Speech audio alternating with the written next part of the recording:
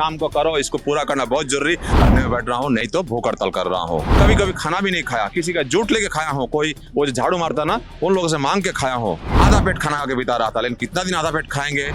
हिंदू के अर्थ बीजेपी नहीं है। संसद में एक बिल पास किया जाए, ये वर्ण व्यवस्था और जातिवाद व्यवस्था के खिलाफ, समाज से इसको खत्म कर दिया जाए। इसी में हमारा देश का भलाई है।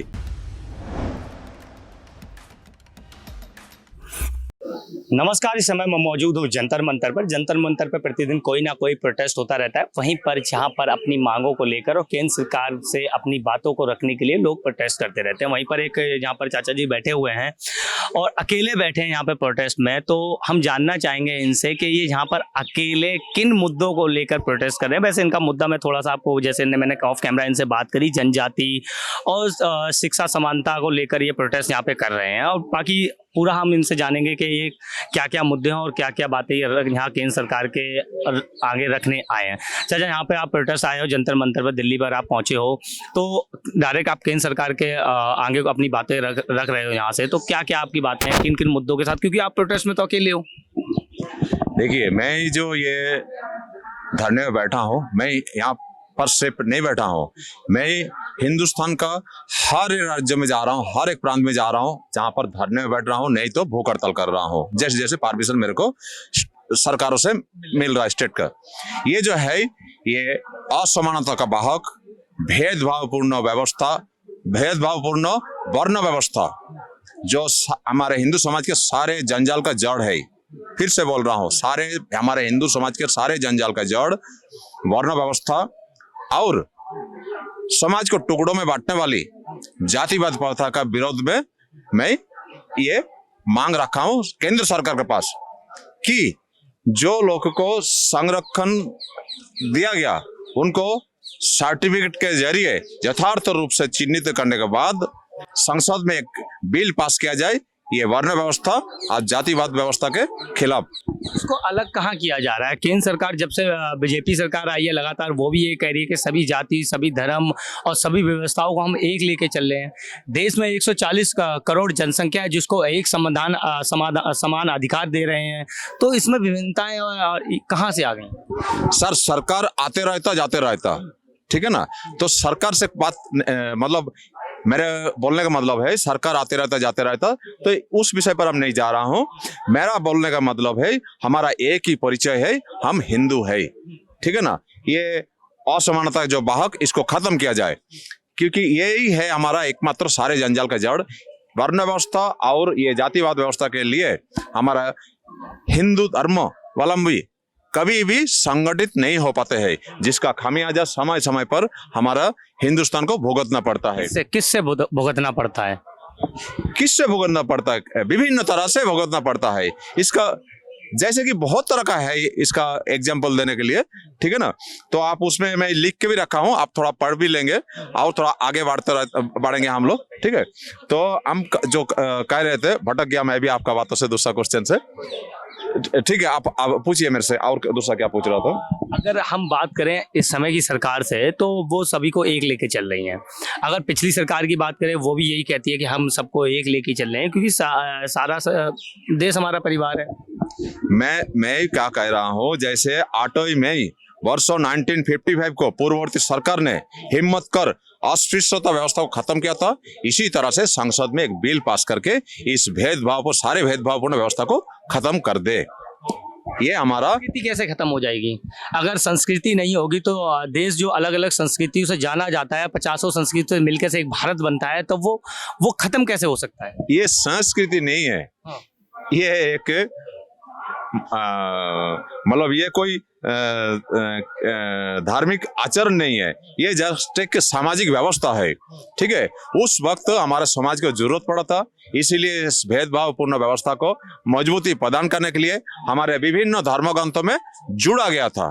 वो ईश्वर ने नहीं भेजा था, हमारे समाज के शुभ चिंतकों ने उसमें जुड़ा था, जिसको फिर आज समाज का जरूरत पड़ने पर समाज के भलाई के लिए उसको धर्मग्रंथों से निकाल दिया जाए एवं समाज से इसको खत्म कर दिया जाए। इसी में हमारा देश का भलाई है, तभी हम सब हिंदू संगठित हो पाएंगे। और हम हिंदू संगठित होने से पूरा हिंदुस्तान के और भी जो अल्पसंख्यक है उन्होंने भी हमारे साथ मिलजुल कर चलेंगे, मेरे को यही विश्वास है। सारे हिंदू एक हैं, अभी कौन सी दिक्कत आ रही है इसमें?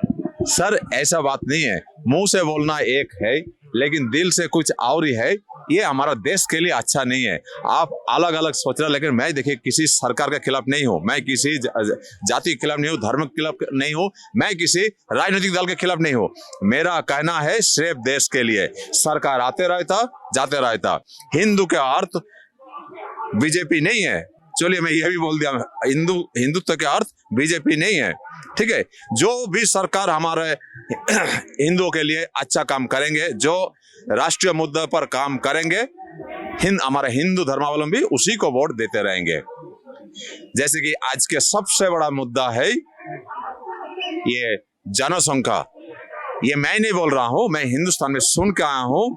बीजेपी तो कहा जाता है क्या ऐसा देखा भी जाता है कि बीजेपी सबसे पहले हिंदुओं के लिए काम करती है और सबसे ज्यादा करती है। राम मंदिर और देखिए सर, ये मंदिर मस्जिद वो अलग बात हो गया, ठीक है।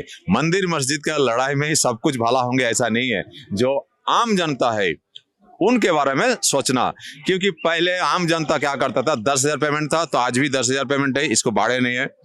8 घंटा ड्यूटी था, वो 12 घंटा जरूर हो गया ड्यूटी, फिर ये कहाँ भलाई हुआ? ये तो हो रहा है ना, विकास हो रहा है, उज्ज्वल योजना, प्रधानमंत्री आवास योजना और चिकित्सा योजना, कितनी सारी योजनाएं गवर्नमेंट ने चला रखी है, जनता के भलाई के लिए तो चला। सर अच्छा है, वो सामयिक तौर पर अच्छा है, लेकिन आज का सबसे बड़ा मुद्दा है जो क्षोभ है हिंदुओं का मन में। देखिए मैं सभी धर्म वाले से मैं माफी मांगता हूँ, लेकिन वास्तव बात को नहीं रखेंगे तो कभी हमारा देश का भला नहीं होंगे। यह है हिंदुओं का मन में एक क्षोभ है कि अल्पसंख्यकों के बढ़ते हुए जनसंख्या, तो इस विषय पर हर एक सरकार को ध्यान देना चाहिए। तो इसमें हमारा में भाईचारा भी बनेंगे दोनों धर्म के बीच में। मैं इतना ही बोलना चाहता था। मैं आपके हिसाब से व्यवस्थाओं को अगर ठीक किया जाए, अंतिम सवाल आपसे ही है, आपके हिसाब से अगर देश की व्यवस्थाओं को गवर्नमेंट ठीक करे तो कैसे कैसे कर सकते हैं? सबसे पहले तो शिक्षा व्यवस्था, ठीक है। शिक्षा में कमी कहाँ है? शिक्षा व्यवस्था में भेदभावपूर्ण शिक्षा व्यवस्था है, क्योंकि जो इंग्लिश मीडियम में पढ़कर निकल के आता उनको 50,000 रुपये पेमेंट मिलता, क्योंकि ये ग्लोबलाइजेशन का युग है, ठीक है। मैं इस विषय में भी आंदोलन किया हूँ, यहाँ भी 3 दिन के लिए भूख हड़ताल बैठा था, ठीक जस्ट इसका ऑपोजिट में, ठीक है। 2022 शायद वो 14, 15, 16 क्या 15, 16, 17 मार्च ऐसा कुछ था, भूल गया हूँ। और पूरा हिंदुस्तान में भी कर करके घूम रहा था उस टाइम पे, ठीक है। तो ये भेदभावपूर्ण शिक्षा व्यवस्था हटाने पड़ेंगे। जो लोग इंग्लिश मीडियम में पढ़ रहा हो इस ग्लोबलाइजेशन युग में उनको 50,000 रुपये पेमेंट मिलता, और जो लोग हिंदी, उर्दू, तेलुगु, कन्नड़ा, तमिल ये जो भाषा में पढ़ाई करता, बांग्ला ये सब भाषा में पढ़ाई करता, इनको 10,000 का नौकरी के लिए भी नाक लगाना पड़ता आज का युग में। आपको एक चीज भी पता होना चाहिए कि प्रधानमंत्री जो देश के हैं इस समय, वो भी चाय बेचते थे, एक छोटे से स्कूल में पढ़ते थे और आज देश के प्रधानमंत्री हैं। तो कहाँ से ये हुआ? एक सरकारी स्कूल वाला, या फिर आप पुरानी अगर इतिहास उठा ले तो लैंटन में बैठ के हमारे योग्यता आज राष्ट्रपति बने, मिसाइल मैन बने। सर स्कूल की शिक्षा से भी ज्यादा मैं क्या बोल रहा हूँ, मतलब बहुत ज्यादा शिक्षा जरूरत है प्रधानमंत्री बनने के लिए, ऐसा नहीं है। उनके अंदर जज्बात रहना, उनके अंदर जोश रहना। ये मैं इतना देखिए काम कर रहा हूँ, मैं भी जाके हमारे को पैसा का तकलीफ आया, क्योंकि आज 10 महीने से मैं घर से बाहर हूँ। कहाँ जुटाएंगे? आधा पेट खाना आके बिता रहा था, लेकिन कितना दिन आधा पेट खाएंगे? कभी कभी खाना भी नहीं खाया, किसी का जूट लेके खाया हूँ, कोई वो जो झाड़ू मारता ना उन लोगों से मांग के खाया हूँ, भाई ऐसे ऐसे, तो बोला अरे साधु वो आइए हमारे पास इतना आधा खाना है, खाएंगे। हम खा लिया हूँ, क्योंकि हम जात पात मानता नहीं हूँ, ठीक है। तो मैंने क्या किया, किसी रेस्टोरेंट में जाके मैं भी काम किया हूँ, 1.5 महीना काम किया हूँ बेंगलोर में। फिर वहां से जो लोगों ने जब मालूम चला तो फटाफट करके मेरे को मेरा पेमेंट देके बोला साहब जी आप जाइए, क्योंकि आप एक महान काम पे है। तो मैंने वहां से निकलकर फिर चला गया पैसे लेकर, ये राजस्थान में 3 दिन के लिए धरने में बैठा। फिर राजस्थान से अभी आया हूँ दिल्ली, क्योंकि मेरा पास पैसा खत्म हो गया था। तो मेरा ये जोश है, जज्बात है, मैं इस काम को पूरा करूंगा। इसमें कोई शर्म की बात नहीं है कि कोई चाय वाला है क्या, कोई रेस्टोरेंट में काम करता, लेकिन हमारे लिए बात वही हो गई ना, वही बात हो गई ना। इसके लिए कुछ अच्छा करेंगे, बस ये पहले हमारा रहना। बहुत शिक्षित होने की जरूरत नहीं है, क्योंकि हमारा जो भी प्रधानमंत्री बनता उनके हाथ में बहुत सारे ऑफिसर्स को दिया जाता काम कराने के लिए, ठीक है ना। जो लोग फिर बात तो वही आ गई ना, अभी आपने बोला शिक्षा होना जरूरी नहीं है देश का, जरूरी है। आपने बोला अभी तो शिक्षा होना, शिक्षा किस तरह से, भेदभावपूर्ण शिक्षा नहीं रहना। इसके मतलब आप ऑफिसर बनेंगे, जरूर बनेंगे, आपको बनना चाहिए, नहीं तो देश को कौन आगे लेके जाएंगे। हम तो जज्बात से आपको बोलेंगे इस काम को करो, इसको पूरा करना बहुत जरूरी हमारा हिंदुस्तान के लिए। जैसे इस बिल को पास करना, ये भेदभावपूर्ण वर्ण व्यवस्था जातिवाद के खिलाफ एक बिल पास करना, वो तो मैं ही बताऊंगा अगर मैं प्रधानमंत्री हुआ तो। लेकिन जो अधिकारी लोग रहेंगे उनके अंदर में शिक्षा रहना, किस तरह से इसको पास किया जाएगा, वो उसको मतलब पूरा करेंगे काम को, ठीक है। तो इसके लिए तो शिक्षा की जरूरत, शिक्षा के बिना देश कैसे आगे बढ़ेंगे। देखिए, एक समाज को शिक्षा से दूर रखा था, इसीलिए तो आज ये अवस्था है हमारा देश का। जो माँ ने एक बच्चे को बहुत मन भर के छाती का दूध पिलाया, जिसका बुद्धि का विकास हुआ, जिसको 90% मिलता, आज जिन लोगों को वो मतलब कुमंत्रण देने वाला कहने पर माँ ने अपने छाती का दूध नहीं पिलाया, उनको देखिए 40% लाने के लिए भी कितना हिमशिम होता, क्योंकि उनका ये भी तो होता है सर, ये एक चीज भी होता है, एक माँ के जब 2 बेटे होते हैं, एक अच्छा अफसर बन जाता है और एक चोर बन जाता है, लेकिन एक ही माँ के दूध पिए हुए बेटे होते हैं। सर मैंने बताया समाज रूपी माँ, यहाँ माँ के अर्थात समाज रूपी माँ, समाज हम सभी का माँ है, ठीक है ना। यहाँ एक बच्चा एक श्रेणी को अच्छा दूध पिलाया, जिसका बुद्धि का विकास हुआ, जो 90% ला रहा, और एक श्रेणी है जिनको अपना छाती का दूध नहीं पिलाया, कुमंत्रण देने वाला का कहने में, तो उनका बुद्धि का विकास नहीं हुआ। जब तक उनका बुद्धि का विकास नहीं हुआ था, उनका बोझ को हमारे सरकार, हमारे समाज, हमारे देश को वहन करना ही पड़ेगा। बहुत बहुत धन्यवाद। तो हमारे साथ और ये जो है ये वहन करना ही पड़ेंगे, और इसका समाधान का एक ही उपाय है, शिक्षा, एक समान शिक्षा। जब उनका इस तरह से व्यवस्था किया जाएगा, जब तक उनका बुद्धि का विकास नहीं हुआ था, विकास होने के लिए किस तरह से उसका विकास हुआ, ये सोच के ही शिक्षा व्यवस्था को बनाना पड़ेंगे। और इसका उपाय मेरे पास है, सरकार जब हमारे को बुलाएंगे तो हम जरूर ये करेंगे। और किसी दिन अगर हमारा देश का जनता अगर हमारे को सुयोग दिया तो हम प्रधानमंत्री भी बनेंगे। प्रधानमंत्री भी बनेंगे। धन्यवाद।